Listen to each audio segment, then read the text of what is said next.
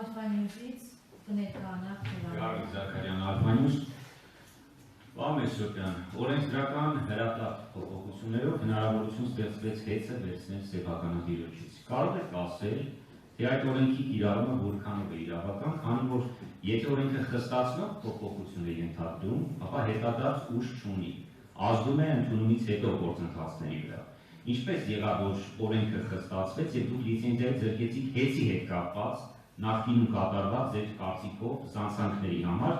եւ երկրորդ հարցը հեծին ձեռքեցի լիցենզիայի չնայած որ արձանագրած 9 կետանոց խախտումներից 6-ը տարածքային կառավարման եւ ենթակառուցվածքների նախարարությանն է վերաբերում եւ ոչ թե հեծին։ Այդ դեպքում ինչու նախարարությունը չպատժվեց եւ վերջին հարցը նաեւ դրացնելով գործընկերոջս հարցին հեծի կառավարումը առնվազն տեսականորեն կարող է ստանձնել թուրքական ընկերություն։ Այստեղ մեր օրենսդրության հետ կապված խնդիր չի առաջանում։ Շնորհակալ։ Երկրորդ հարցի հետ կապված ես մասնագիտությամբ իրավաբան չեմ եւ այդպես միանշանակ կդժվարանամ պատասխանել, բայց նման օրակարգ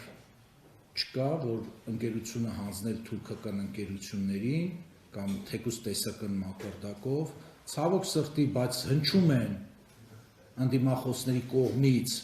կյանքի են կոչում նման թեզեր, որը որ որևէ օբյեկտիվ հիմք չունի, ընդհանուր մինչև որ հայտարարվեց, որ անցած տարի հանձնաժողովի 3 բարձրաստիճան աշխատակիցներ իբր թե մեկնել են Թուրքիա, որպեսզի հետ գան հեծը բանակցեն եւ վաճառեն թուրքական ընկերություններին, որը ծիծաղելի կլիներ, եթե այդքան տխուր չլիներ այդ միտքը, էլի նման բան չկա օրակարգում եւ հետեւաբար թուրքական որևէ ընկերության հեծը վաճառելու կամ բան, ասենց